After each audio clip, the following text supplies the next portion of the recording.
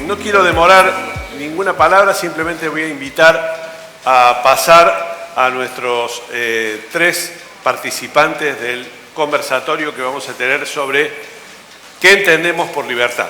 Ya vamos a empezar inmediatamente después a tratar de plantearle algunos temas de conversación que vamos a compartir inmediatamente con nuestros tres invitados, el doctor Juan Carlos Maqueda, el doctor Hans-Dieter Hoffmann y el doctor o licenciado Fernando Ruiz. Los invitamos, los presento. Bienvenidos.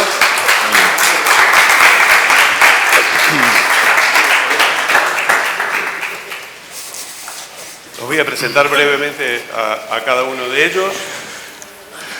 El doctor Juan Carlos Maqueda es abogado, constitucionalista, hasta hace 6 meses atrás y durante 23 años miembro de la Corte Suprema de Justicia.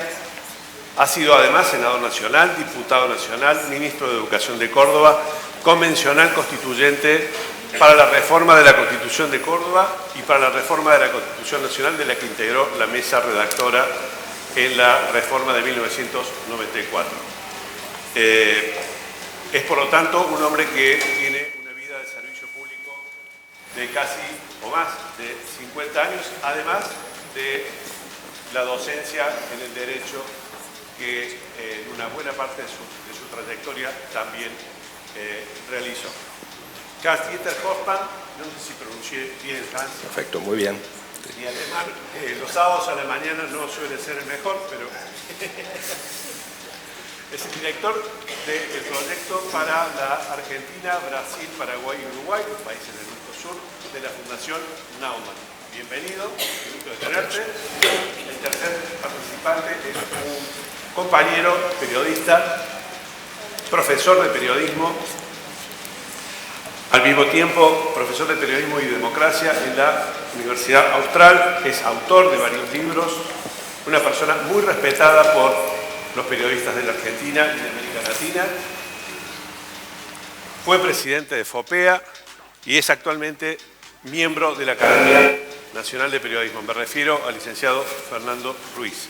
Con ellos tres vamos a tratar de, como la palabra lo indica, de responder la pregunta ¿qué entendemos por libertad? Yo le voy a agregar ahora mismo un par de disparadores o de preguntas porque necesitamos aterrizar un concepto que tiene una enorme amplitud en muchos aspectos.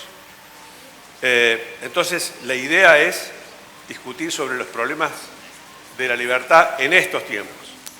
Los problemas de la libertad en nuestra convivencia, en nuestros sistemas de convivencia, que en términos políticos se llama democracia, los riesgos que las democracias tienen hoy en términos de recortes a la libertad, los riesgos institucionales que suponen la pérdida de aprecio que se tiene en la democracia en muchos países, la aparición o irrupción de liderazgos que desde los términos democráticos, esto es, desde el voto popular, igualmente han y vienen planteando contradicciones respecto del ejercicio de la democracia en distintos países, recortes a las libertades individuales y sociales. Y obviamente no podríamos estar en un congreso de periodismo si no nos planteáramos las consecuencias que eso tiene en términos de los recortes para la libertad de expresión, no entendido solo como los problemas que podemos tener los periodistas por la falta de libertad, que es obvio y natural, sino también entendida la libertad de expresión como un derecho social adquirido a lo largo de generaciones y al que naturalmente en algunos países está gravemente en riesgo. La palabra conversatorio, la posibilidad de conversar es, por lo tanto, un ejercicio esencial de la libertad y de la democracia. La libertad no se puede llevar adelante sin una conversación en términos civilizados, que es lo que aspiramos a tener ahora con Juan Carlos, con Hans y con Fernando. Ni siquiera porque somos bastante libres. Hemos definido quién va a empezar, pero vamos a empezar con una breve introducción de cada uno. Seguimos el orden. Y después abrimos la conversación, como habíamos dicho. Como siempre, al final vamos a dedicar una buena parte del tiempo para que esta conversación no sea de 3/4, sino para todo el auditorio. Usted ha determinado ya, por acordada, doctor Maqueda. Seguimos el orden. Muy bien. Bien, adelante. Buen día a todos. Muchas gracias, Sergio, por la introducción. Y estoy muy contento con ver muchos participantes en un sábado en la mañana, en una fin de semana larga en Argentina, pero creo que el tema es muy importante discutir hoy en el contexto de ese congreso de FOPEA. Para abordar el tema de ese panel, ¿qué entendemos por libertad? Mi opinión es importante afinar su propia brújula de valores liberales. ¿Qué valores caracterizan el liberalismo y la libertad? ¿Por qué son importantes esos principios como la democracia, el Estado de Derecho, los derechos humanos y la economía social de mercado? ¿Qué ventajas concretas tienen esos principios sobre el populismo en el mundo, que a menudo promete soluciones supuestamente más sencillas a problemas difíciles y las comunica en unos pocos caracteres en TikTok o Telegram? Entre otras cosas, el gran economista liberal austríaco Friedrich August von Hayek acuñó el triángulo de valores. El liberalismo no es una convicción política para ciudadanos que no pueden decidirse por un eje entre izquierda y derecha. Más bien, el liberalismo es la única convicción que da prioridad a la libertad y al individuo sobre el Estado. La intervención del Estado debe reducirse al mínimo y su necesidad debe justificarse siempre. Libertad y responsabilidad también son dos caras de la misma moneda. Los liberales tienen la responsabilidad de no abusar del poder, de respetar los derechos de los demás y de respetar las instituciones fundamentales como la Constitución, como la separación de poderes, incluyendo la independencia del poder judicial. El liberalismo implica que no debemos dictar a los demás cómo deben vivir sus vidas y que debemos respetar los planes de vida de los demás siempre, que así es muy importante, obviamente, que respetan la ley y el orden. Los liberales saben también que lo mejor es el enemigo de lo bueno.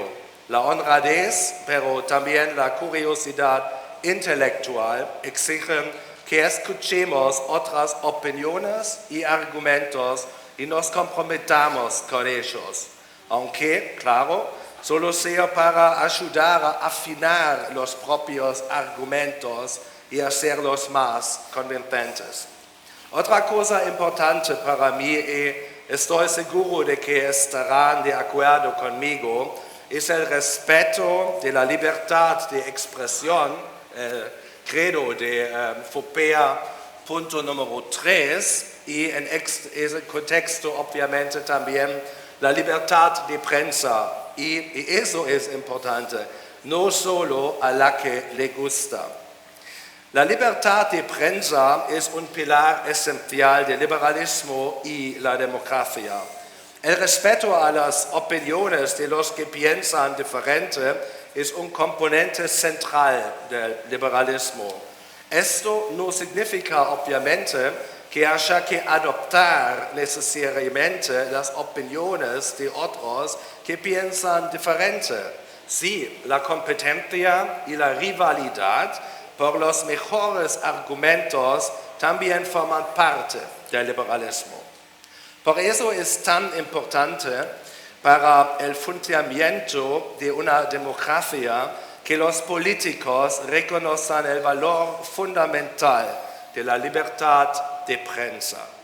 Puede, claro, que no todos los artículos y comentarios de los periodistas sean agradables o convincentes, pero hay que separar el asunto de la persona y no criticar personalmente a un periodista o incluso insultarle, injuriarle o odiarle solo porque tenga una opinión incómoda. La libertad y la responsabilidad también van naturalmente unidas para el periodismo también. Los periodistas tienen una gran responsabilidad porque su trabajo puede servir de contrapeso al desafío cada vez más grande de la desinformación.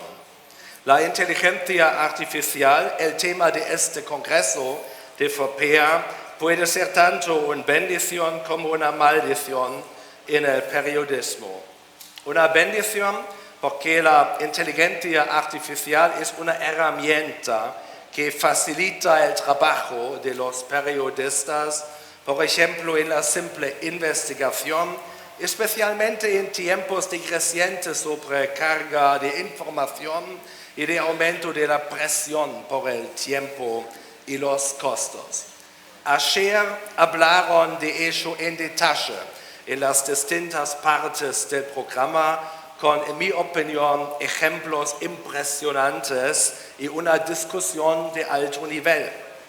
Una maldición porque la desinformación se propaga cada vez más rápido en Internet y a veces se utiliza deliberadamente para manipular, como estamos viendo cada vez más en todo el mundo, por ejemplo, a través de los intentos de estados autoritarios como China, Rusia y otros, de dividir a las sociedades democráticas y influir en las elecciones. Por eso es aún más importante que los periodistas sean conscientes de su responsabilidad de investir adecuadamente y transmitir hechos y no solo opiniones subjetivas, o al menos marcar claramente lo que es un hecho y lo que es una opinión. Y por eso hay los puntos 1 y 2 ¿ya? En el credo de FOPEA, que son periodismo de calidad y ética. Al mismo tiempo, ustedes también pueden utilizar sus conocimientos sin igual para hacer una importante contribución a la promoción de la alfabetización mediática, especialmente para los jóvenes al tratar con los medios sociales. Por ello, la Fundación Friedrich Naumann para la Libertad organiza talleres con periodistas en Argentina, pero también en los otros países en la región, para promover la alfabetización mediática para y entre los jóvenes. Con este compromiso con la libertad y la responsabilidad, el liberalismo clásico en esta autoimagen que también defiende la Fundación Friedrich Naumann para la Libertad, se diferencia de ideologías más unilaterales y anarcocapitalistas, por ejemplo. Por ello, la Fundación Friedrich Naumann para la Libertad se mostró muy satisfecha de apoyar este congreso de FOPEA como una muestra de nuestra importante cooperación con FOPEA que iniciamos en el año pasado. La democracia liberal y la libertad individual deben defenderse cada día. Comprender y reconocer la amenaza constante del populismo y poseer una brújula liberal son herramientas fundamentales para defender los valores liberales con convicción y energía y actuar siempre de acuerdo con ellos en Argentina y en todo el mundo. Muchas gracias.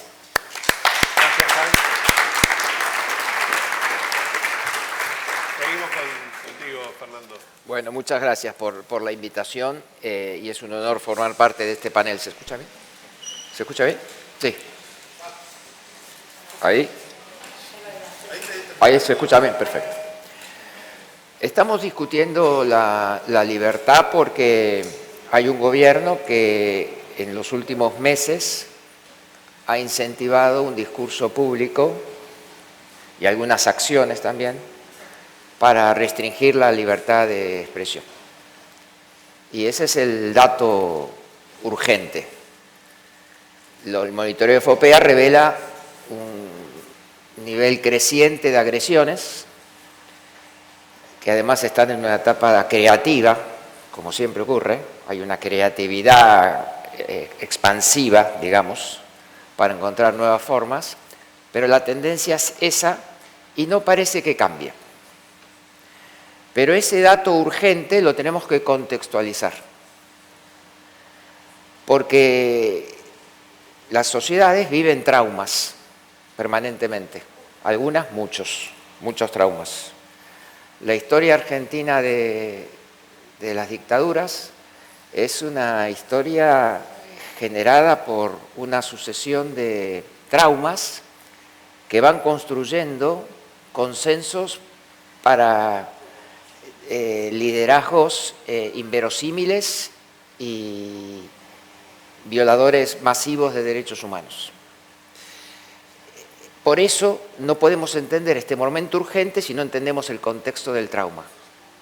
Y que a partir del trauma que vivimos en los últimos años, se construyó un gobierno que pretende ser un liderazgo revolucionario, reformista, intenso, como ustedes quieran llamarlo.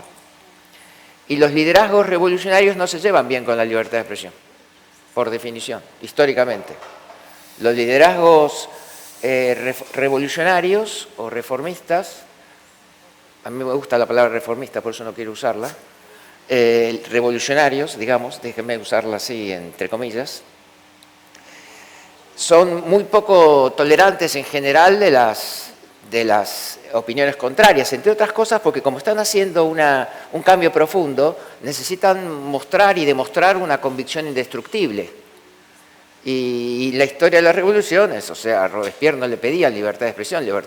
Robespierre en la Revolución Francesa tiene citas en las cuales dice pedir la prensa libre en este momento es darle libertad a los enemigos de la revolución. Por lo tanto, pedir la prensa libre es contrarrevolucionario.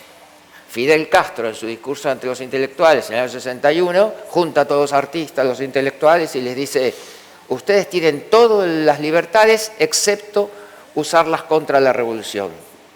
Todo dentro de la revolución, nada fuera de la revolución. Esta idea de que uno espera que una revolución en el marco de una democracia es un proceso en el cual los líderes muestran convicciones indestructibles, pero a su vez muestran respeto para las opiniones contrarias.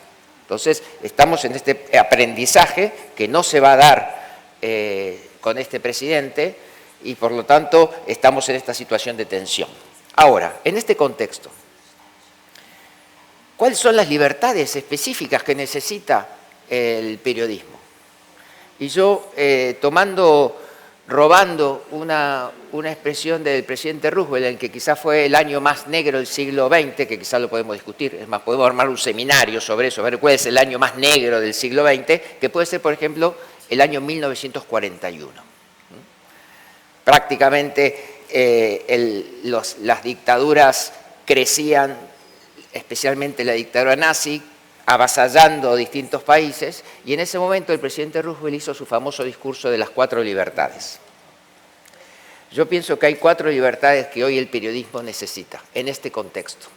Como siempre, las libertades hay que trabajarlas en el contexto que se vive, ¿no? con los traumas que la sociedad tiene. La primera libertad es obviamente la libertad de prensa, la libertad de que no nos ataquen, no recibir ataques externos, que los poderes respeten el marco de la autonomía de la prensa. Pero eso es una libertad que nos da libertad disponible, pero después nosotros tenemos que usar esa libertad disponible. La segunda libertad que necesitamos es lo que a mí me gusta llamar libertad periodística, que es lo que pasa dentro del medio. Es la libertad que tienen los periodistas de un medio para poder trabajar sobre los temas de interés público con métodos profesionales. Y todos sabemos que hay muchos medios en el país que son corralitos muy estrechos para que trabajen los periodistas. Y entonces pueden tener una libertad de prensa en esa comunidad. Es decir, no reciben ataques externos, pero los dueños o los directivos o algunos editores se ponen nerviosos cuando sus periodistas empiezan a hacer periodismo. Y entonces hay un marco externo de libertad, pero no hay un marco interno de libertad. Una tercera libertad es lo que a mí me gusta llamar la libertad de fuentes, que es las sociedades están más informadas cuando las fuentes tienen libertad de hablar. Hace poco, para mostrar una anécdota, en Entre Ríos un funcionario de la principal obra social de la provincia fue despedido porque le dio información pública a un periodista, que era información muy relevante sobre la situación de la obra social. Y entonces, cuando se genera ese contexto en el cual las fuentes no tienen esa libertad de hablar, hay menos información de calidad disponible para los periodistas. Esa libertad de fuentes, esa libertad de lo que se llama los whistleblowers, o también en castellano se llama a veces los alertadores, que son los informantes, personas que tienen información de interés público y no les gusta lo que está pasando y quieren contarlo, quieren sacarlo afuera, ¿no? Eso es básico en un proceso democrático. Y la cuarta libertad, casi como si fuera una especie de muñeca rusa que vamos desarmando de a poquito, es la libertad de los clics. Porque podemos tener mucha libertad disponible, pero no la usamos en los temas de interés público, porque pensamos que no hay ninguna posibilidad de que eso tenga un impacto sobre la audiencia, que no nos dinamice nuestra audiencia. Entonces tenemos la mayor parte de nuestra redacción trabajando sobre temas de muy poca relevancia. Y solo 1 o 2 o 3 están trabajando en temas de interés público. Bueno, fue una mala copia de Roosevelt lo que acabo de hacer, ¿no? Esas son las 4 libertades y no quiero sacar más tiempo.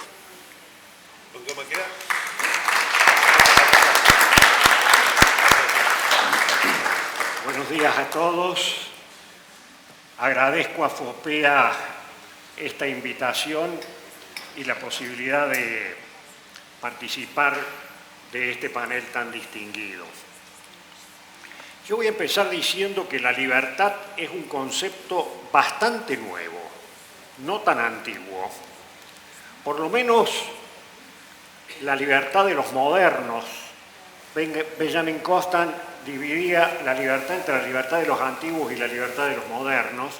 En la libertad de los modernos es un fenómeno del siglo XVIII que comienza con la gloriosa Revolución Inglesa, diría yo que se continúa con la independencia y la Constitución de los Estados Unidos de Norteamérica y que se consolida especialmente con la Revolución Francesa, con su Declaración de Derechos y fundamentalmente con sus constituciones, porque fueron varias.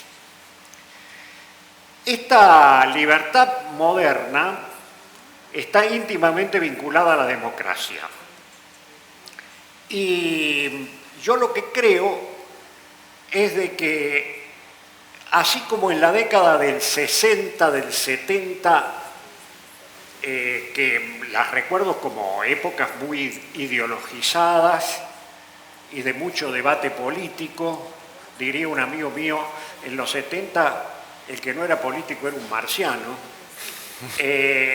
Yo lo que creo es de que así como en esa época todos querían ser democráticos y aún los regímenes más totalitarios encontraban la forma de definirse como democracia popular, como centralismo democrático, buscaban la forma de decir nosotros también somos democráticos. Ahora se está usando la libertad para evitar las libertades. En nombre de la libertad, en esta época, en estos tiempos, se usa el mecanismo de la libertad para decir cosas que generalmente agreden a quienes tienen que ejercer la libertad. estos dichos no odiamos demasiado a los periodistas. No hace falta que yo diga quién lo dijo, es tan evidente, tan nuevo. Es un abuso de la libertad de expresión personal en contra de la libertad de los demás. Yo creo que eso ya entra en el terreno de las amenazas contra la libertad de los demás. Y lamentablemente esto se inscribe en un fenómeno contemporáneo que debe tener que ver con el signo de estos tiempos que vivimos, que es aquellos que llegan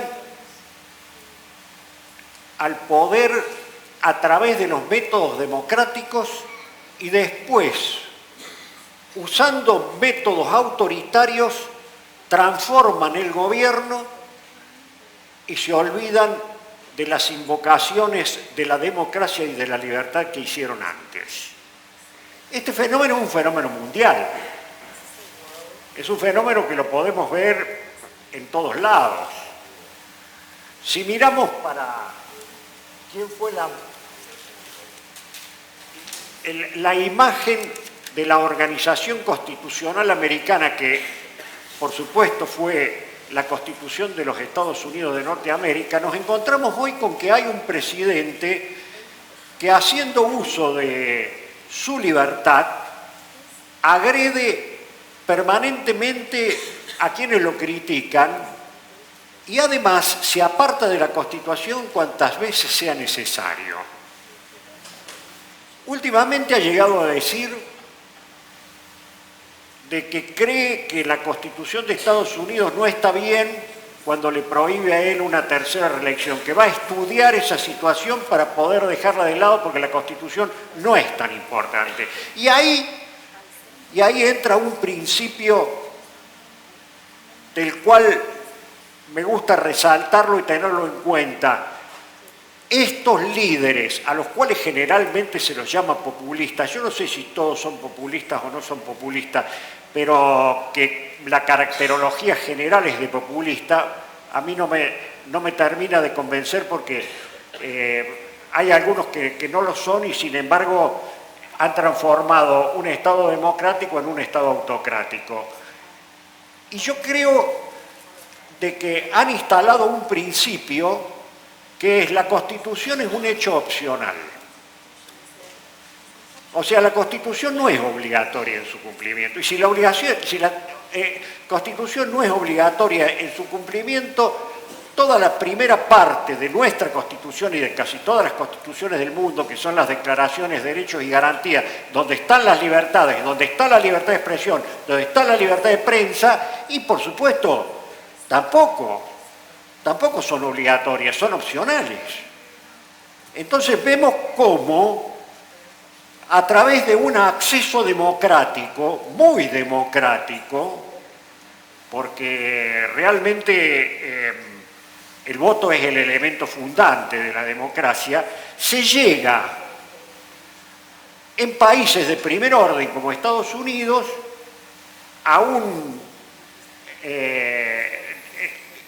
una determinada magistratura, como es la primera magistratura, y desde ahí se cambia total y absolutamente los roles y se empieza a actuar como en un Estado autoritario.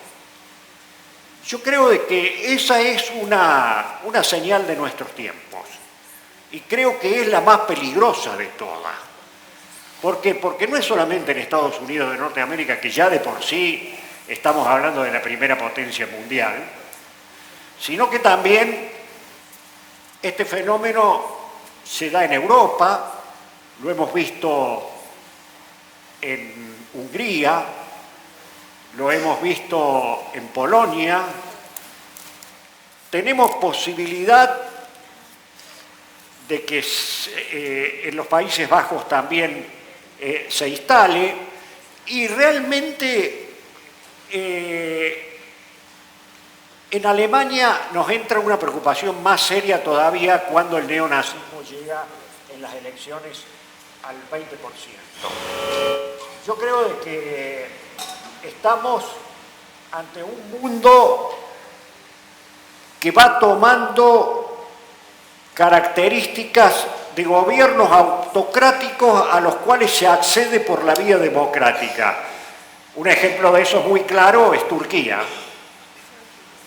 Se accede por la vía democrática y después se transforman los mecanismos internos. Por ejemplo, se limita la independencia del Poder Judicial, se limita la separación de poderes, se van manipulando las elecciones y al mismo tiempo se van poniendo jueces amigos y bueno, nos encontramos con que hay más elementos de autocracia que elementos de democracia. El elemento de democracia es solamente llegar a través del voto, pero todo lo demás es característica de una autocracia. Estos fenómenos se están repitiendo en el mundo y yo creo que es lo más peligroso y que es lo que tenemos que analizar. Me parece que cuando estos fenómenos se instalen en el mundo, la discusión exclusiva de las libertades va a quedar subsumida en el verdadero problema político de cómo se usaron las libertades para anular las libertades. Bueno, por el momento, esta es la introducción. Gracias, doctor.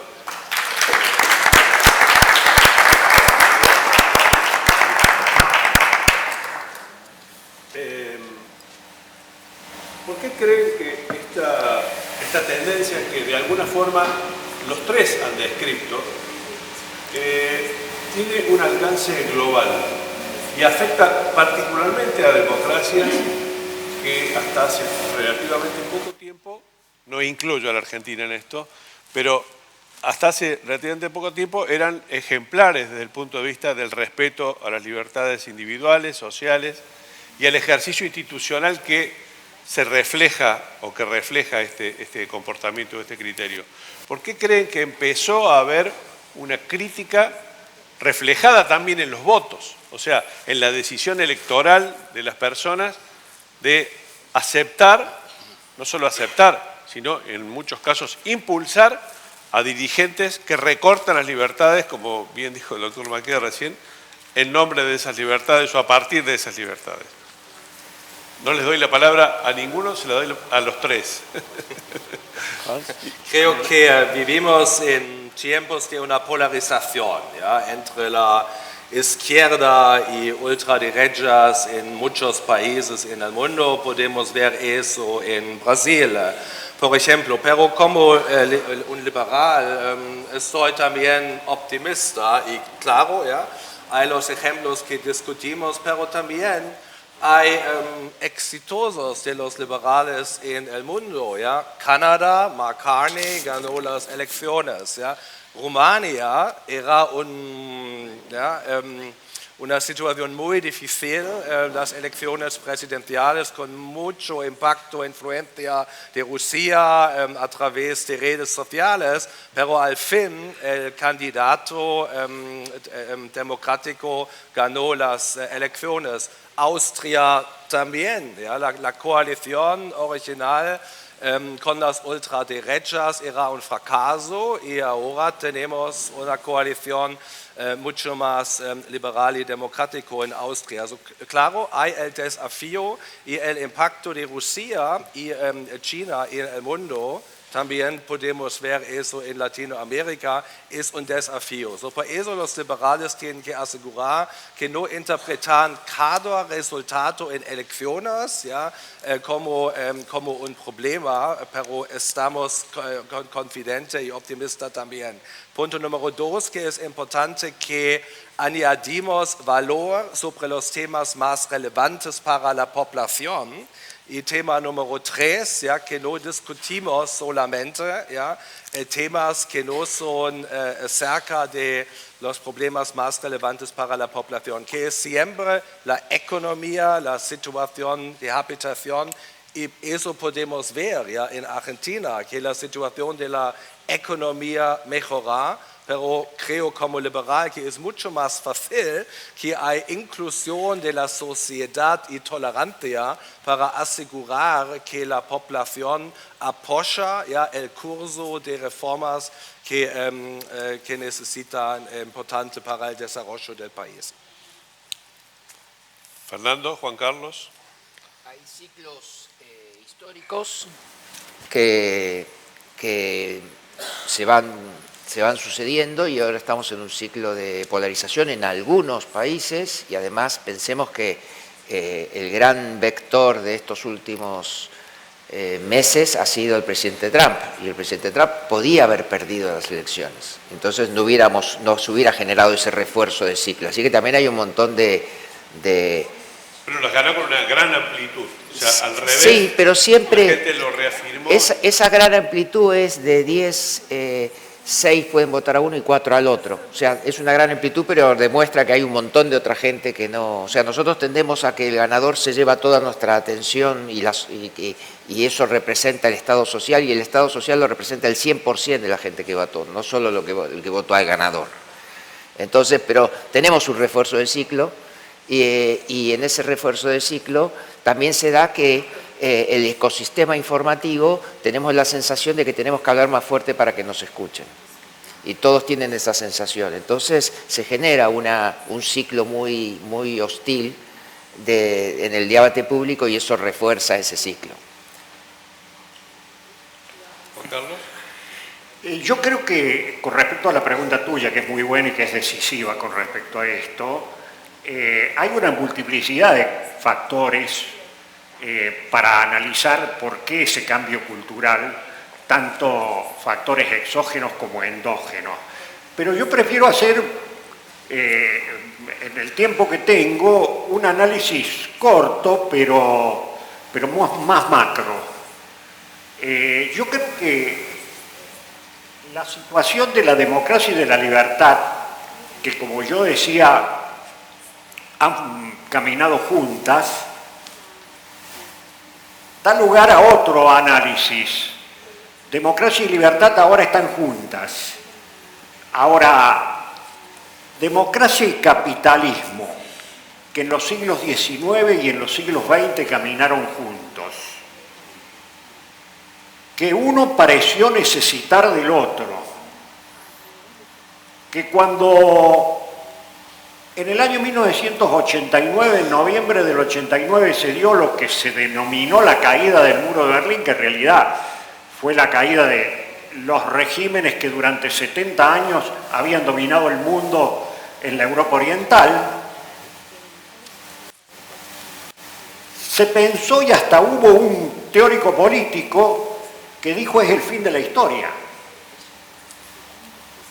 Y a partir de ese momento hubo una concepción del capitalismo donde la democracia poco a poco fue cediendo espacios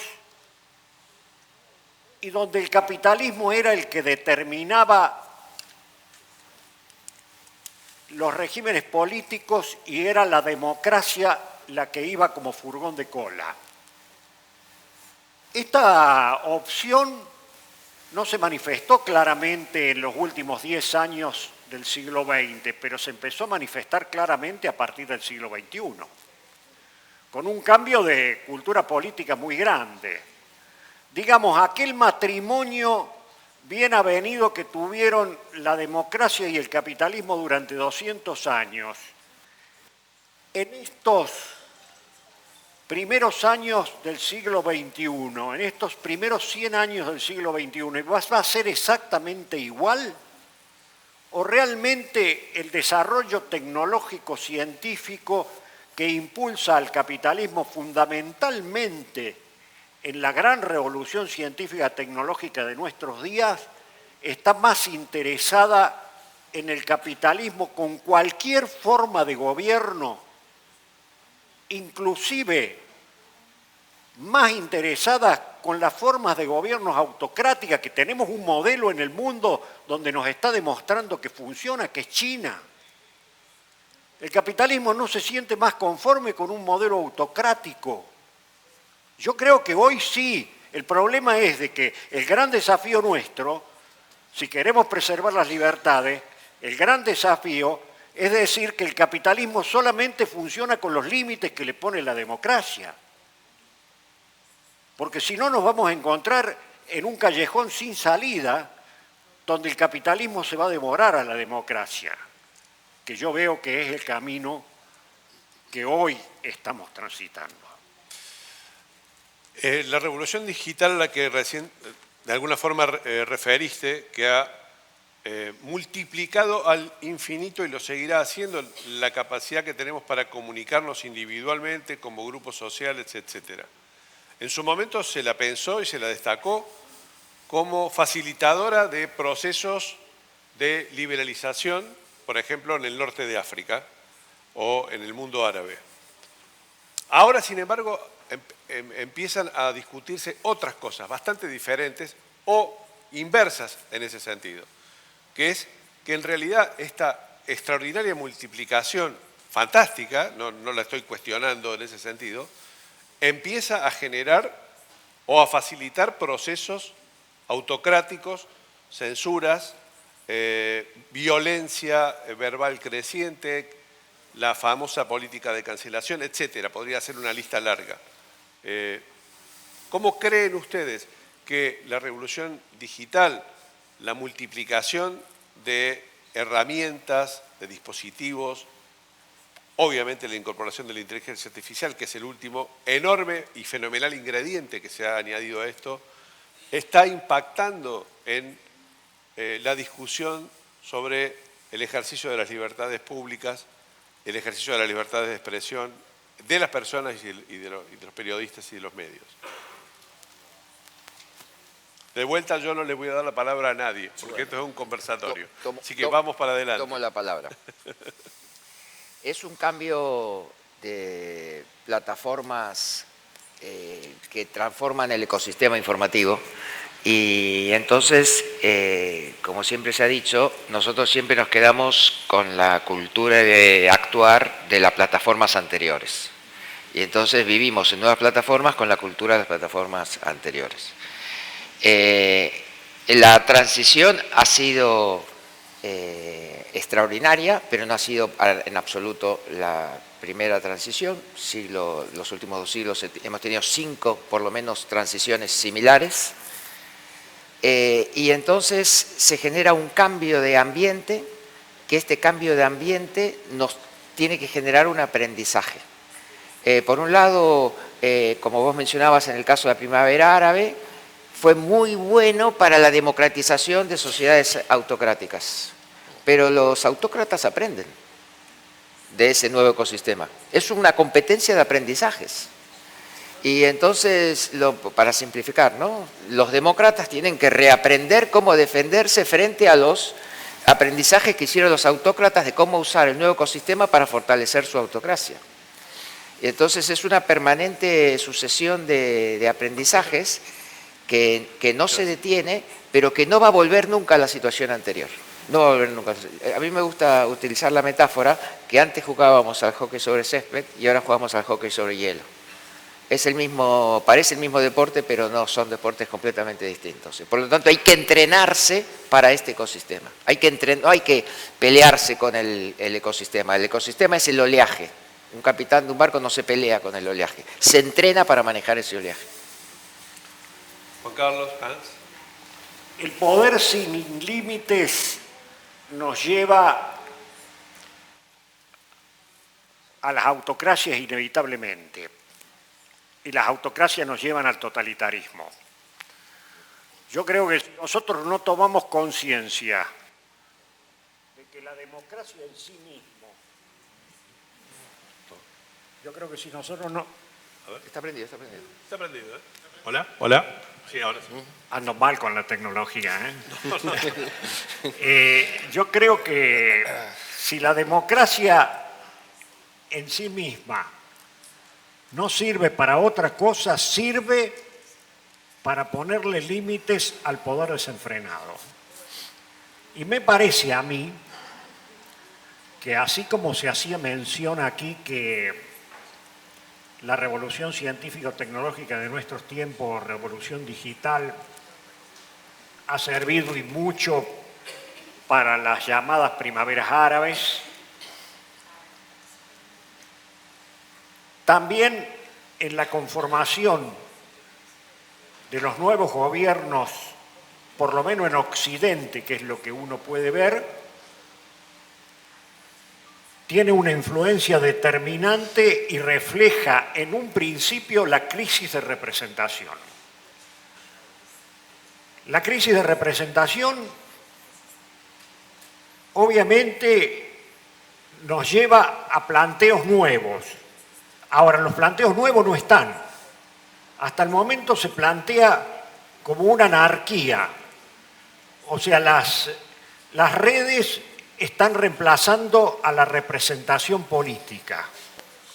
¿Pueden las redes reemplazar a la representación política? Yo creo que no. ¿Puede la representación política seguir como se la concibió tradicionalmente? Yo también creo que no. Tendrá que tener sus propias adaptaciones.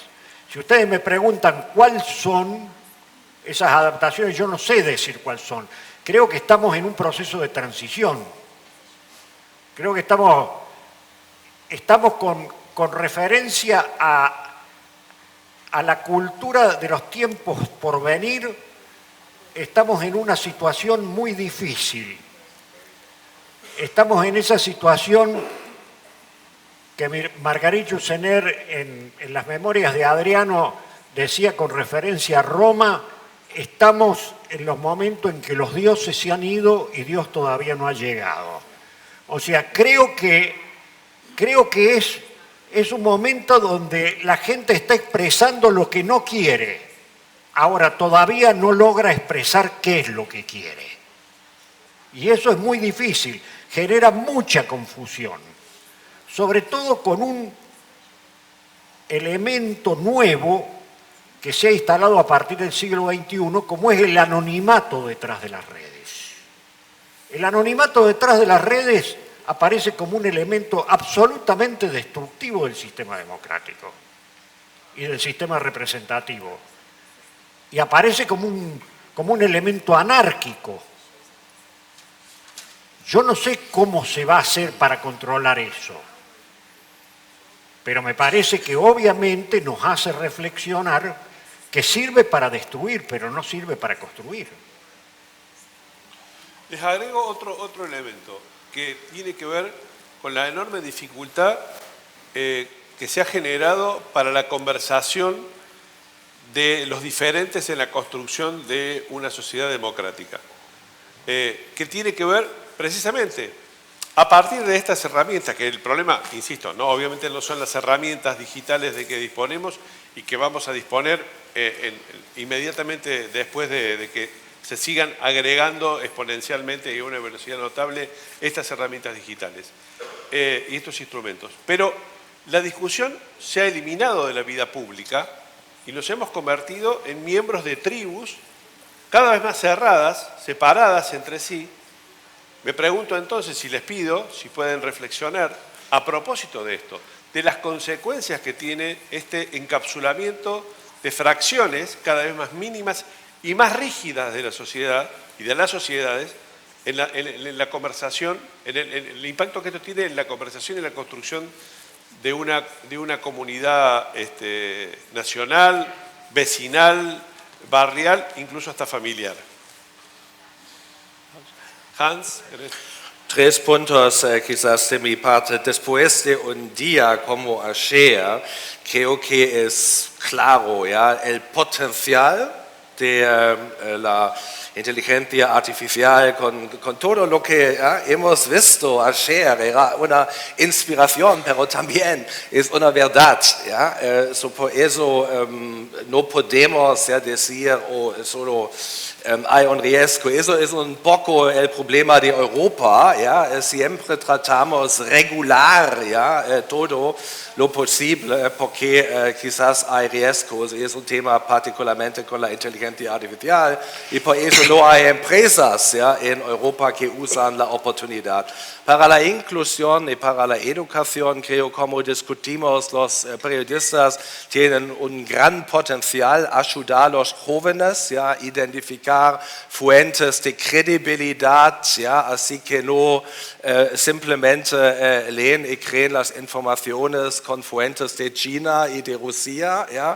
Creo también para Argentina que hay un gran potencial para la inteligencia artificial, pero también después de LibraGate vemos que sin regulación probablemente no funciona. El tema no es regulación o no regulación, el tema es regulación adecuada.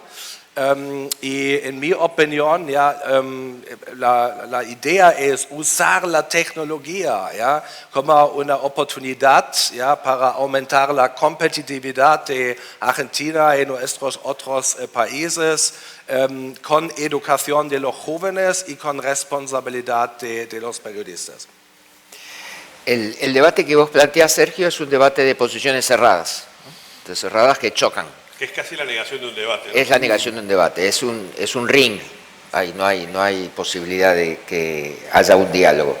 Y en ese punto, a mí me gusta entender dónde reside en ese contexto la libertad de un periodista. ¿Cuál es el test de la libertad de un periodista? Es la cantidad de matices que puede introducir en ese debate, en la medida que se aleja de posiciones cerradas. Y ese es un test perfecto de libertad periodística, porque te das cuenta cómo un periodista es capaz de pensar y analizar y ir al territorio y analizar los matices que la realidad siempre tiene. La realidad nunca es un choque cerrado de posiciones, siempre es una realidad muy matizada. Entonces, desde ese punto de vista, la libertad del periodismo está en su capacidad de rescatar los matices.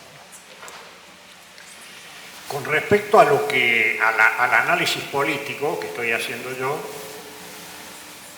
político-jurídico, porque cuando reivindico la democracia estoy reivindicando la Constitución y ahí estoy reivindicando los límites también. Con respecto a la pregunta que vos haces, yo comparto de que hoy la sociedad, que antes era mucho más fácil de analizar, se ha complejizado de una forma extraordinaria. Y se ha complejizado porque ha dado un paso para atrás, han aparecido las tribus nuevamente. La tribu es la máxima expresión del sectarismo.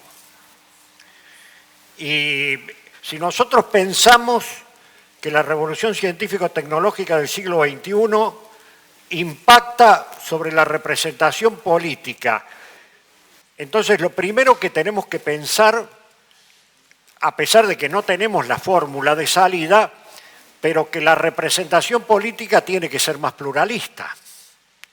¿Y cómo logramos una representación política más pluralista? Con tribus. Eso también es una contradicción en sí misma. Porque realmente el pluralismo tiene un límite. Yo creo de que las tribus en ese sentido conspiran en contra del pluralismo. Y realmente nos genera otra incertidumbre más en ese sentido. ¿A dónde podemos llegar? ¿Cuál es el límite de la libertad de prensa? ¿Cuál es el límite de la libertad de expresión en este sentido? ¿O de lo contrario? ¿Tiene que haber un control democrático sobre las redes que hasta el momento no ha existido? No sé si sería posible, Juan Carlos. Ese es el tema. Control, no me parece viable. Técnicamente y tampoco ideológicamente creo que es posible. ¿Es posible? No sé. Nos quedan poquito más de 20 minutos, vamos por lo tanto a abrir la discusión. Sí, voy a ir ahí, sí. Después el señor Perdón, y no, después acá. Bárbaro, Sergio, Sí. acá. Antes simplemente esto, estábamos compartiendo el concepto de tribu, se los dejo, en la evolución del hombre, ¿no? La tribu cuando se reúne quizás un concepto más positivo. Y ¿por qué no utilizar la palabra gueto, pensándolo desde Humberto Eco en su análisis sociológico, ideológico, el mundo dividido en guetos o esto que estamos transitando, ¿no sería de esa manera? No sé, se los dejo allí. Yo estoy de acuerdo, sí, se puede usar. Lo que pasa es que el coordinador usó la palabra tribu y yo no me quería salir de ahí. El Y si culpable lo soy dijo yo. Sergio, no, pero quisiera la opinión de ustedes también. Concluimos que, como siempre, los periodistas tenemos la culpa. Lo importante son los conceptos. Son Tanto el disparadores. concepto tribu como el concepto gueto, o sea, expresan lo mismo, lo que queremos decir en este momento. Claro, sí, pero el concepto gueto le da un carácter menos voluntario. Lo de tribu sí es como más voluntario. Yo estoy con la gente, estoy con la gente de mi identidad. Vos elegís. Claro, vos participar de elegís. sí. Perfecto, El gueto te encerraron. Claro, está. Sí. interesantísimo. Sí, Acá, no. sí, señor. Hola, ¿qué tal? Buenos días. Soy Fernando, trabajo en un canal de televisión de Villa Mercedes, San Luis. Yo quería, si se puede, dos consultas. Una, el tema del doctor Maqueda, cómo está la justicia, nuestro corpus legal para afrontar todo lo que viene con la inteligencia artificial, teniendo en cuenta que algo que ya está vigente como las ciberestafas y demás, que son contundentes. Esta semana a mí me llamaron, lo pude grabar, lo difundí por todos lados al tipo en la operatoria, pero en mi provincia caen por semana 25 denuncias de este tipo y se mueven unos 50 millones de pesos de estafa de esta manera. Y eso está legislado y todo y se va detrás.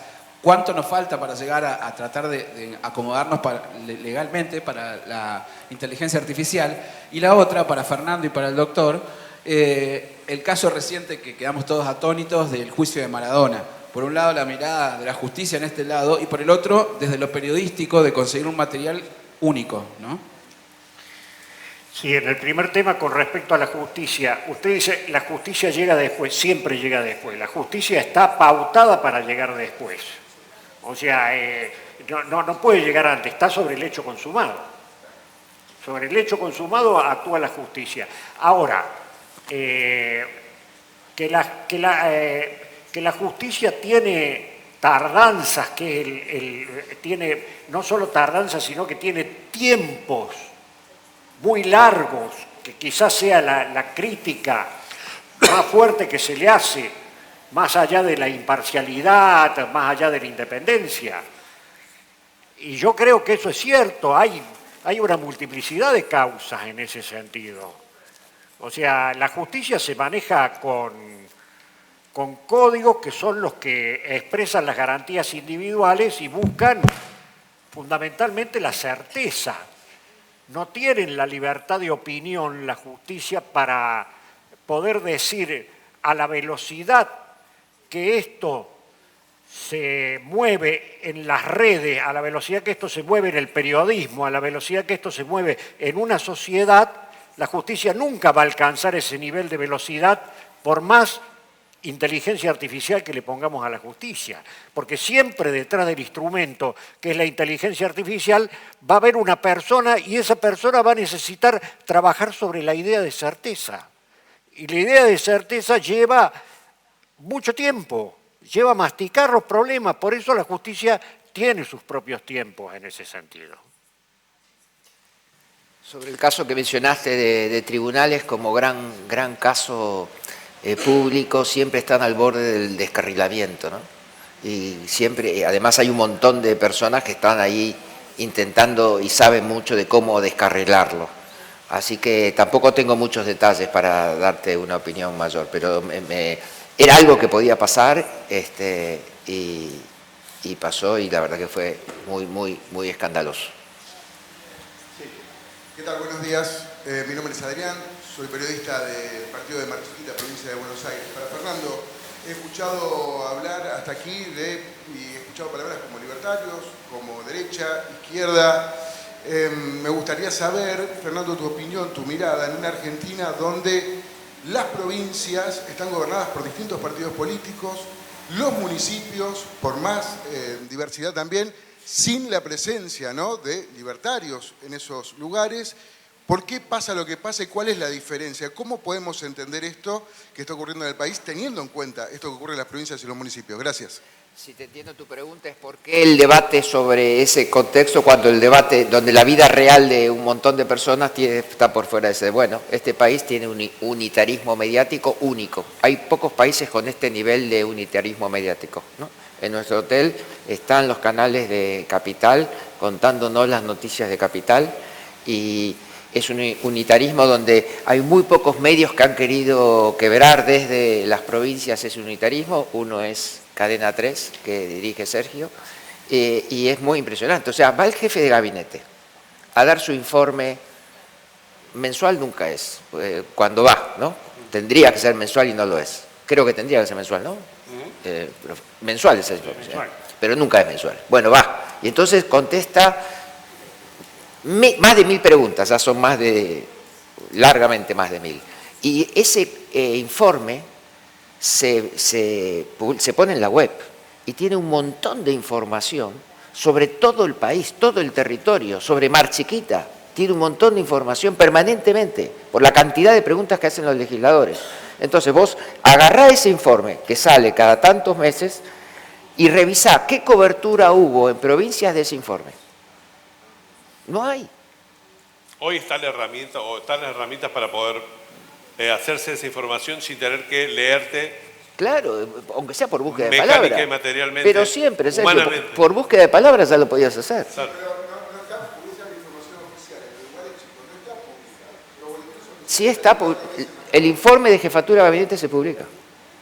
Es decir, hay un unitarismo mediático muy fuerte que no se puede quebrar y eso de alguna forma distorsiona la discusión nacional. Acá, ¿qué tal? Buenos días, mi nombre es Enrique Figueroa, yo trabajo en el medio de Salta. Me quedo con la parte de Fernando que habló de una libertad interna. Quizás en Salta hay 3 medios que son fuertes, por ende se sabe que reciben algún tipo de pauta, ¿no? Yo pertenezco a uno, claramente aprovecho que no está mi jefe acá, así hablo. Pero bueno, más que nada decir que, por ejemplo, en mi caso el rol que yo cumplo en ese medio es hacer videos informativos, pero que salen son atemporales, o sea, un ¿sabías qué? Tal cosa, o una agenda cultural. Yo elijo esa parte porque intento evitar el problema quizás que tienen mis compañeros con el tema de las pautas. Pero es obvio que los otros medios sí hablan de una tal noticia, pero estos 3 medios no. Entonces vos ya sabés que tienen una pauta. ¿Cómo hacen, o no sé si les pasó a ustedes, o cómo trabajar ante eso, ¿no? Porque sí tengo mis compañeros que ellos reciben como, por ahí chocan un poco más con la sociedad por el tema que ellos hacen otro tipo de noticia, pero en mi caso no, pero porque yo elijo evitar ese problema. Pero quizás, por ejemplo, ¿cómo haces para tratar de trabajar, digamos, y no tener ese problema interno quizás en los medios? Está dificilísimo. O sea, FOPEA hizo un estudio sobre desertificación y está haciendo su segunda versión en todo el país. Y claramente hay una desertificación económica que genera una desertificación de calidad periodística por el nivel de dependencia que tienen muchos periodistas en el territorio, ¿no? Eso es un problema estructural. De todas formas, uno encuentra recorriendo el país, y muchos de ustedes conocerán casos, en el cual se van construyendo islas de calidad periodística, porque también son las personas, no es solo el sistema estructural, sino las personas concretas en cada territorio empiezan a encontrar de forma hacen una especie de trabajo intenso para poder lograr apoyos que le den autonomía editorial, ¿no? Y entonces tenemos, por ejemplo, en provincias como Entre Ríos, está quizás el medio individual que más investigaciones se ha realizado en todo el país con mayor impacto, que es el diario, la revista Análisis de Daniel Enz. Y está en un contexto en el cual hay un montón de otros profesionales que no hacen, o sea, habría una libertad disponible que no usan, ¿no? También se ve en otros, es muy difícil, pero uno encuentra islas de calidad en el país. Sí. Buen día. Muchas gracias, Sergio. Esta pregunta va para los 3, va más que nada por el tema de fenómeno. Soy Marcelo Barrón, perdón, no me presenté. Estudiante de la licenciatura de Periodismo en la Universidad Nacional de San Luis. Ante el fenómeno de Javier Milei, va esta pregunta: ¿cómo explican ustedes la construcción de personajes políticos, si se quiere decir, disruptivos, en sociedades atravesadas por la desinformación? Muchas gracias. Por la Desinformación. desinformación. Juan Carlos. A mí me parece que es es un tema complejo. La desinformación en sí misma ya es un verdadero problema, ¿no? Y que la complejidad del tema lleva a otros elementos. Me parece, cuando yo dije al principio que la crisis de la representación que había producido este comienzo del siglo XXI todavía no tenía una solución, me parece que tiene factores endógenos y factores exógenos. Dentro de los factores endógenos yo creo que hay una baja de la calidad en la política que obviamente ha ido horadando desde adentro a la representación política. Dentro de lo que son los factores exógenos, yo también mencioné, aunque no lo dije específicamente, que creo que nos estamos sumergiendo en un mundo nuevo donde la velocidad de la revolución científico-tecnológica, revolución digital, es tan grande que en este momento es muy difícil que desde ahí no se vayan moldeando los hombres que tienen que gobernar en esta etapa de transición. Esta es la explicación que le encuentro yo en este momento, pero no es toda, ni es por el factor endógeno que es la decadencia del propio ejercicio de la política por mala calidad institucional, ni tampoco es por la revolución científico-tecnológica. Creo que hay, además de esos dos elementos que son centrales, que los podemos mencionar como centrales, a mí me parece que hoy hay un agotamiento de la política tradicional en la medida en que, por lo menos en nuestro país, no ha logrado en 40 años de democracia cambiar los estándares económicos que tiene sumergido por lo menos a la mitad del pueblo argentino. Eso es determinante, me parece absolutamente determinante. Entonces, quienes representan la vieja, perdón por la redundancia, quienes son la representación política vieja, han o hemos fracasado en ese tema. De la nueva, todavía no se sabe nada porque hay una gran expectativa. Entonces ahí aparecen estos liderazgos, donde detrás de ellos, yo tengo que darle mi opinión, no veo cambios sustanciales, ni siquiera veo calidad democrática en los representantes que se están eligiendo. O sea, no veo que se vaya a calificar la representación política. Pero bueno, estamos en una etapa experimental, estamos en una etapa de cambio. No me alcanza para más que eso. Sí, dale. Después voy con la señorita y después voy con el señor Fabio Ladeto y después voy al fondo con Ari. Nos queda poco tiempo, pero por eso les pido... Sergio, Fabio Ladeto es doctor. El doctor Fabio Ladeto, perdón. Entonces tenemos 4 intervenciones, les voy a pedir que seamos rápidos. Cortita la pregunta. Vamos. Mi nombre es Santiago, también estudiante de la Universidad Nacional de San Luis en periodismo. La pregunta va para los 4. ¿Cómo se puede garantizar la libertad de expresión, libertad de prensa, sin caer en el libertinaje o en la imposición de normas excesivas? Muchísimas gracias. Es una pregunta para un juez.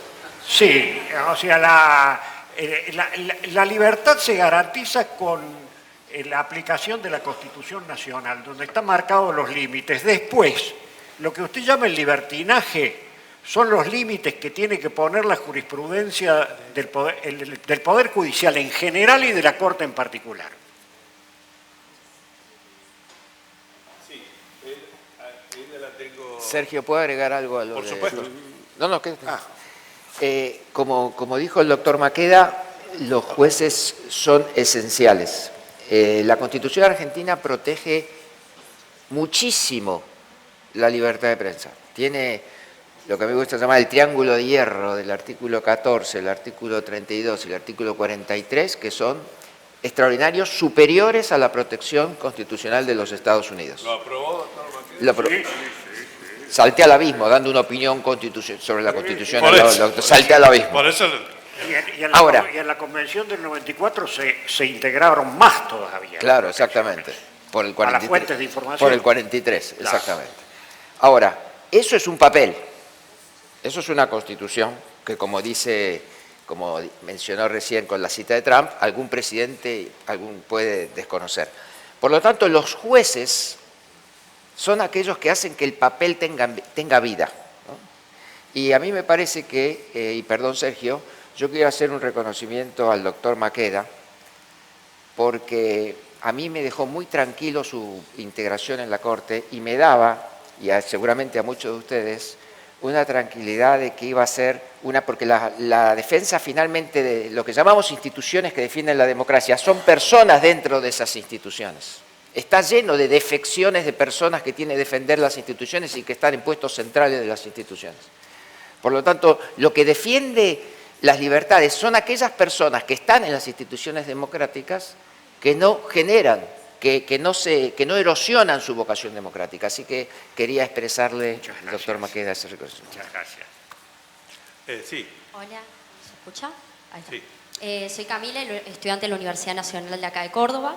Tenía una pregunta que iba un poco también relacionada a la libertad de expresión y bueno, hablar un poco con la regulación de la inteligencia artificial, el anonimato en las redes sociales, es para los cuatro.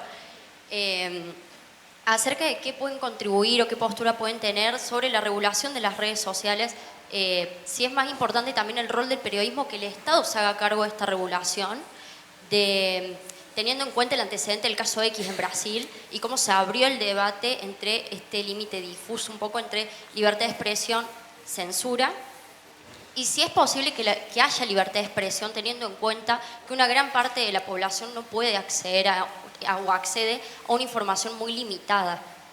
Y bueno, hacer un aporte, ya que estamos en un espacio donde nos hemos aportado todo el día de ayer y hoy, es la lectura de Ricardo Gómez, de Neoliberalismo Globalizado, que hace una crítica acá, perdón por la pronunciación, a Hayek, sobre el liberalismo y bueno, el mercado visto como un todo. Okay.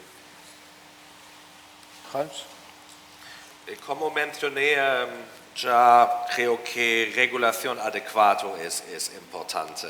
El problema siempre es como en la situación de Brasil, ¿ya? Si la popularidad de Lula está bajo, ¿ya? Antes de las elecciones, ¿ya? Se encontrará con el gobierno de China, ¿ya? Para discutir la regulación de redes sociales, ¿ya?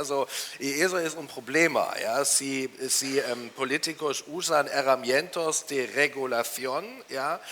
Para evitar opiniones que no les gustan. El periodismo, en mi opinión, tiene una oportunidad, no solo su trabajo con responsabilidad y calidad, pero también sobre el punto de transparencia de fuentes. Ese es un tema en Brasil también. ¿Ya? Los medios de China invierten mucho en empresas de medios en Brasil y los periodistas locales usan informaciones, ¿ya? De China sin transparencia sobre las fuentes. ¿Ya? Eso es importante también, ¿ya? En los medios tradicionales, pero más relevante quizás en las redes sociales. Yo con respecto a lo que vos planteabas, me reitero con lo que dije antes y con lo que se agregó aquí. Yo creo que Argentina tiene un régimen de protección de prensa excepcional, no cabe ninguna duda. Y cada vez que se intentó a través de la legislación ordinaria algún régimen de prensa no consensuado, sino generalmente llevado adelante por algún gobierno de turno, eso tenía la intención lejana siempre de alguna restricción en el ámbito de la prensa. Entonces hay una verdadera aprehensión en ese sentido a cualquier tipo de regulación, y acá vamos a lo que hablábamos con Sergio. O sea, esa aprehensión es una aprehensión muy republicana, muy digna de ser tenida en cuenta, y me parece que cualquier tipo de regulación se convierte en casi imposible. Fabio, nos queda poco tiempo, pero te he tomado nota de que habla Fabio, habla ella, habla Ari y habla ella. Últimos, y cerramos la lista de oradores, doctor. Bueno, como usted quiera. A moción de orden, señor presidente de la Cámara. Se cierra la lista de oradores. Buen día, soy Fabio Radeto de Tucumán. Si nuestra herramienta es la palabra, y con toda su carga simbólica y expresiva, y la palabra libertad ha sido inmoralmente usurpada por una determinada estructura política en esta coyuntura, ¿cómo desde nuestras herramientas periodísticas recuperamos su real sentido? Yo creo que con la prédica permanente. Yo creo que la prédica permanente. El periodismo tiene esa posibilidad, que es la de estar permanentemente predicando en favor de los grandes valores de la República, de la democracia, del Estado de Derecho, y lo hace. Y yo creo de que lo que faltará a lo mejor es un elemento que yo ya no manejo, que es la amplitud para que eso llegue a otros ámbitos donde no llegue el periodismo. Pero eso es una tarea de la cual yo no me puedo ocupar, no conozco nada de eso. Yo creo que ahora estamos en la guerra de las palabras y viene una guerra legal. O sea, la preparación también es legal. Y pienso también en lo que está pasando en Estados Unidos con Trump, que está haciendo una estrategia tremendamente agresiva. Ya le ha ganado un juicio a Twitter, le ha ganado un juicio a Meta, le ha ganado un juicio a Disney y está negociando ya para cobrar una indemnización por una edición que hizo el programa quizás más referente que existe en la televisión mundial de periodismo, que es 60 Minutes de la CBS, por cómo editó una entrevista a la entonces candidata Kamala, y ya los directivos de esa corporación, porque están en un proceso de venta de la corporación, han preferido negociar y están negociando con los abogados de Trump. Así que por un lado se sigue enriqueciendo Trump, pero por otro lado está generando una acción legal que yo pienso que puede tener también una repercusión en otros países del mundo. Sí.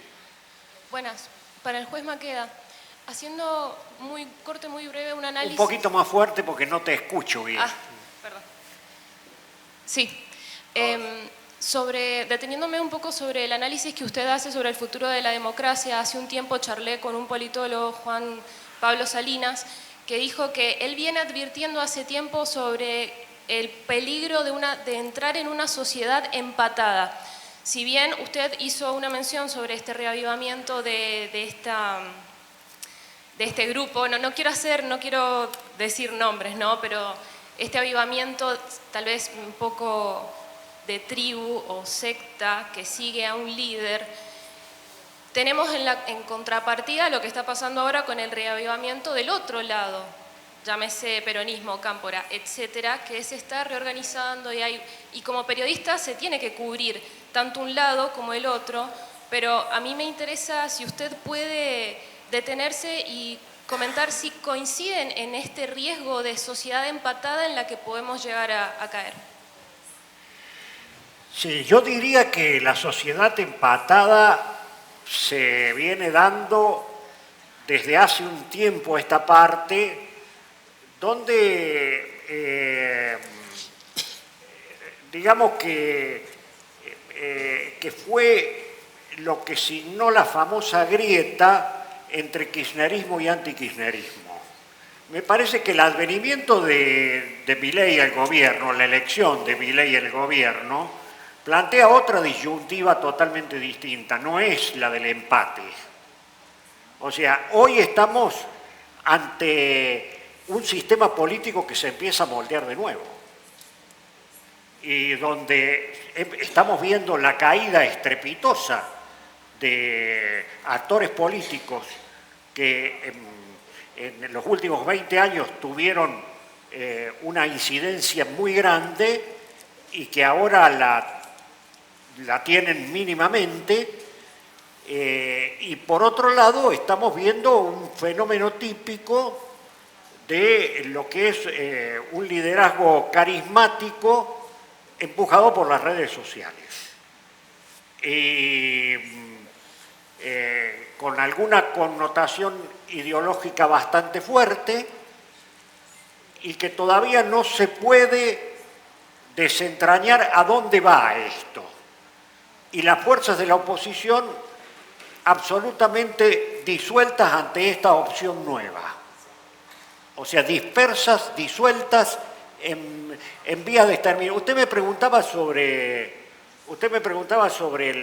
el camporismo, me dijo recién, el camporismo, el kirchnerismo. Yo creo que es una fuerza del conurbano bonaerense.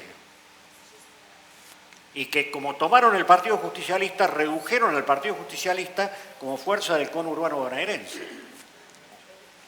Por ejemplo, esta es la expresión que hoy se lee y que tiene que ver con lo que se hablaba aquí de las noticias, que son las noticias del conurbano bonaerense que están permanentemente en todo el país. Ari.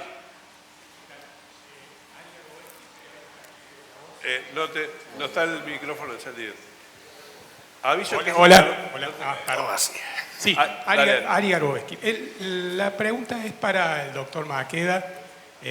Voy a decir, el rey está desnudo primero, y preguntarle sobre la lectura que puede hacer sobre el fallo que hizo recientemente la Corte y de qué manera las reacciones que tiene en los seguidores de la expresidenta Cristina Kirchner puede poner en tensión ya no la libertad de expresión, sino a otra institución fundamental para la democracia, que es la justicia, y su puesta en duda, su credibilidad, por lo menos una porción de la población que todavía se siente representada por la expresidenta. Sí, eso es tal cual como usted lo dice. O sea, el fallo es aceptado, pero es rechazado también por una porción muy grande de quienes se sienten representados por la expresidenta. Yo con respecto al fallo lo que le puedo decir que usted me requiere es de que la Corte, cuando recibe un caso como el de Cristina Kirchner, tiene un análisis previo. El primero son tres alternativas. La primera alternativa hubiera sido seguir los pasos del procurador, donde la Corte en ese sentido tiene que enviarlo a la Cámara de Casación para que analice si la asociación ilícita es cierta o no es cierta, y obviamente eso se demora mucho en el tiempo y no optó por ese camino. El segundo camino que tiene la Corte es analizar si se encuentra en juego en el recurso extraordinario y en el recurso de queja, si se encuentra en juego una garantía constitucional o por lo menos lo que se llama una cuestión federal dentro de la Corte. Y hay una tercera opción, que es la que toma la Corte, en este caso, es que ve que acá ha habido un fallo unánime en el fondo de la cuestión, en un tribunal oral que ha sido ratificado por la Cámara de Casación, que en el recurso extraordinario que fue denegado en la misma Cámara de Casación y en el recurso de queja que se presentó, no hay elementos constitucionales y no hay elementos que hagan a la cuestión federal como para que la Corte abra la causa. Por lo tanto, la rechaza. Habitualmente esas causas son rechazadas generalmente se dice por el artículo 280, que es un artículo del Código Procesal Civil y de la Nación que le permite a la Corte rechazarla por ser una causa de hecho, prueba y derecho común. En este caso, además de rechazarla por esa vía, la Corte contestó todos los agravios de la parte que se habían presentado en el recurso extraordinario y en el recurso de queja. Por lo tanto, me parece que optó por una de las tres salidas que tenía y que era absolutamente lógica. Bien, creo que tenemos la última. Me quedan 3 minutos. Me dieron el alargue acá. Bueno, ¿es la última pregunta? Sí, es la última pregunta que tengo acá 3 minutos más. Me dieron el alargue, perdón. Respecto, le pregunto por la cuestión de la independencia de la justicia. ¿Qué siente cada vez que se cuestiona la independencia de la justicia? Como por ejemplo en este último fallo, o un líder de uno de los poderes dice que no intervino en este caso con la justicia. ¿Qué sensación le merece esto? Y además el hecho de haber difundido inmediatamente o quizás antes de que lo haga la propia Corte Suprema el fallo de Cristina Kirchner, en lo que es una mediatización de la justicia por conocer resoluciones quizás en esto de los medios más unitarios desde Capital para tener la primicia. Gracias. Desde este punto de vista, o sea, desde el fallo que tiene que ver con Cristina Kirchner, que es lo que está estamos hablando, yo creo que no hay ninguna contestación específica, porque todas las que yo he visto que salen por parte de la misma Cristina Kirchner, como de todos aquellos que han salido a defenderlo de su fuerza política, son cuestionamientos de tipo político, no hay cuestionamientos de tipo jurídico. Los cuestionamientos de tipo jurídico, si se hace una presentación ante la Corte Interamericana de Derechos Humanos, como ha anunciado el abogado, ahí veremos cuáles son los elementos de tipo jurídico por los cuales se ataca la independencia del Poder Judicial. Hasta el momento no hay ningún elemento de ese tipo. Hasta acá llegamos. Les agradezco. No tenemos más tiempo. Les agradezco mucho.